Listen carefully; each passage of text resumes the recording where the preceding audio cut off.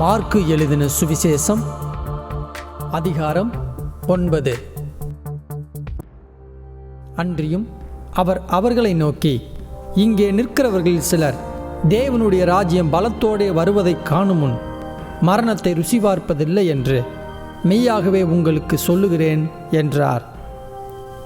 6 நாளைக்கு பின்பு இயேசு பேதுருவையும் யாக்கோபையும் யோவானையும் அழைத்து உயர்ந்த மலையின் மேல் அவர்களை தனியே கூட்டிக் கொண்டு போய் அவர்களுக்கு முன்பாக மறுரூபமானார். அவருடைய வஸ்திரம் உறைந்த மலையைப் போல் பூமியிலே எந்த வண்ணானும் வெளுக்கக்கூடாத வெண்மையாய் பிரகாசித்தது. அப்பொழுது மோசேயும் எலியாவும் இயேசுவுடனே பேசுகிறவர்களாக அவர்களுக்கு காணப்பட்டார்கள். அப்பொழுது பேதுரு இயேசுவை நோக்கி, ரபி, நாம் இங்கே இருக்கிறது நல்லது. உமக்கு ஒரு கூடாரமும் மோசேக்கு ஒரு கூடாரமும் எலியாவுக்கு ஒரு கூடாரமுமாக 3 கூடாரங்களை போடுவோம் என்றான். அவர்கள் மிகவும் பயந்திருந்தபடியால் தான் பேசுகிறது இன்னதென்று அறியாமல் இப்படி சொன்னான்.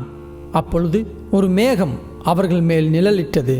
இவர் என்னுடைய நேசகுமாரன், இவருக்கு செவி கொடுங்கள் என்று அந்த மேகத்திலிருந்து ஒரு சத்தம் உண்டாயிற்று. உடனே அவர்கள் சுற்றிலும் பார்த்தபோது இயேசு ஒருவரைத் தவிர வேறொருவரையும் காணவில்லை.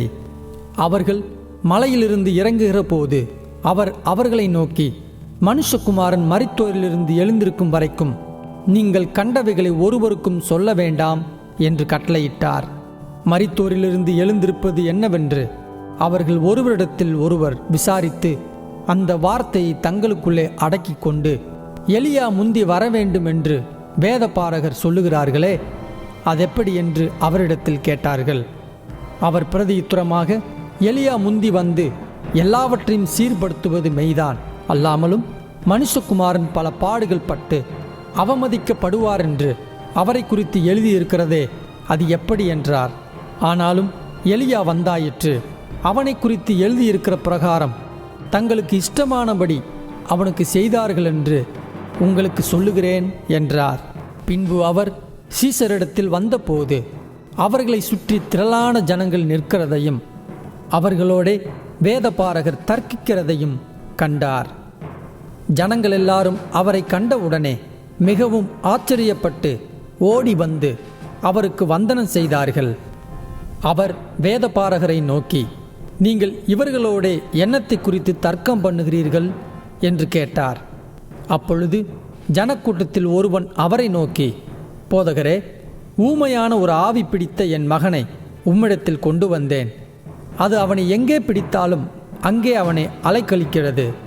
அப்பொழுது அவன் நுரை தள்ளி பல்லை கடித்து சோர்ந்து போகிறான். அதை துரத்தி விடும்படி உம்முடைய சீசரிடத்தில் கேட்டேன், அவர்களால் கூடாமற் போயிற்று என்றான். அவர் பிரதியுத்தரமாக, விசுவாசமில்லாத சந்ததியே, எதுவரைக்கும் நான் உங்களோடு இருப்பேன்? எதுவரைக்கும் உங்களிடத்தில் பொறுமையாயிருப்பேன்? அவனை என்னிடத்தில் கொண்டு வாருங்கள் என்றார். அவனை அவரிடத்தில் கொண்டு வந்தார்கள். அவரை கண்டவுடனே அந்த ஆவி அவனை அலைக்கழித்தது. அவன் தரையிலே விழுந்து நுரைத்தள்ளி புரண்டான். அவர் அவனுடைய தகப்பனை நோக்கி, இது இவனுக்கு உண்டாகி எவ்வளவு காலமாயிற்று என்று கேட்டார். அதற்கு அவன், சிறு வயது முதற்கொண்டே உண்டாயிருக்கிறது.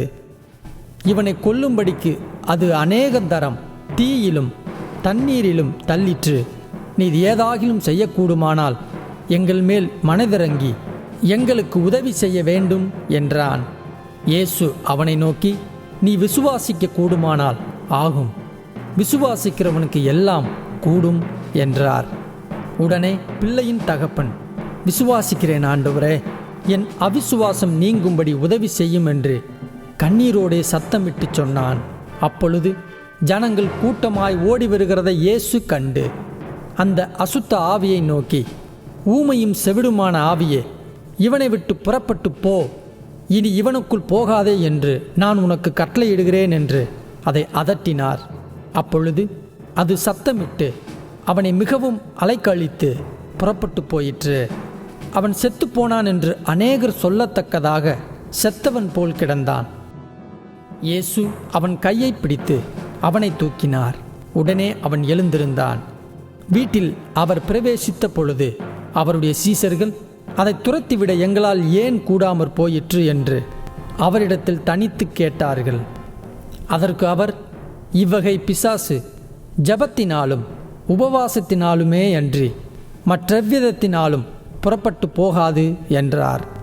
பின்பு அவ்விடம் விட்டு புறப்பட்டு கலிலேயாவை கடந்து போனார்கள். அதை ஒருவரும் அறியாதிருக்க வேண்டுமென்று விரும்பினார். ஏனெனில் மனுஷகுமாரன் மனுஷர் கைகளில் ஒப்புக் கொடுக்கப்படுவார் என்றும் அவர்கள் அவரை கொன்று போடுவார்கள் என்றும் கொல்லப்பட்டு 3ஆம் நாளிலே உயிர்த்தெழுந்திருப்பார் என்றும் அவர் தம்முடைய சீசர்களுக்கு போதகம் பண்ணி சொல்லியிருந்தார். அவர்களோ அந்த வார்த்தையை அறிந்து கொள்ளவில்லை. அதை குறித்து அவரிடத்தில் கேட்கவும் பயந்தார்கள். அவர் கப்பர்நகூமுக்கு வந்து வீட்டிலே இருக்கும்போது அவர்களை நோக்கி, நீங்கள் வழியிலே எதை குறித்து உங்களுக்குள்ளே தர்க்கம் பண்ணினீர்கள் என்று கேட்டார். அதற்கு அவர்கள் பேசாமல் இருந்தார்கள்.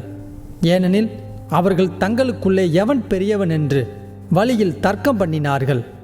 அப்பொழுது அவர் உட்கார்ந்து 12 அழைத்து, எவனாகிலும் முதல்வனாயிருக்க விரும்பினால் அவன் எல்லாருக்கும் கடையானவனும் எல்லாருக்கும் ஊழியக்காரனுமாயிருக்க கடவன் என்று சொல்லி ஒரு சிறு பிள்ளையை எடுத்து அதை அவர்கள் நடுவிலே நிறுத்தி அதை அணைத்து கொண்டு, இப்படிப்பட்ட சிறு பிள்ளைகளில் ஒன்றை என் நாமத்தினாலே ஏற்றுக்கொள்கிறவன் என்னை ஏற்றுக்கொள்கிறான். என்னை ஏற்றுக்கொள்கிறவன் என்னை அல்ல, என்னை அனுப்பினவரை ஏற்றுக்கொள்கிறான் என்றார். அப்பொழுது யோவான் அவரை நோக்கி, போதகரே, நம்மை பின்பற்றாதவன் ஒருவன் உமது நாமத்தினாலே பிசாசுகளை துரத்துகிறதைக் கண்டோம். அவன் நம்மை பின்பற்றாதவனானதால் அவனை தடுத்தோம் என்றான். அதற்கு இயேசு, அவனை தடுக்க வேண்டாம். என் நாமத்தினாலே அற்புதம் செய்கிறவன் எளிதாய் என்னை குறித்து தீங்கு சொல்ல மாட்டான். நமக்கு விரோதமாயிராதவன் நமது பட்சத்தில் இருக்கிறான்.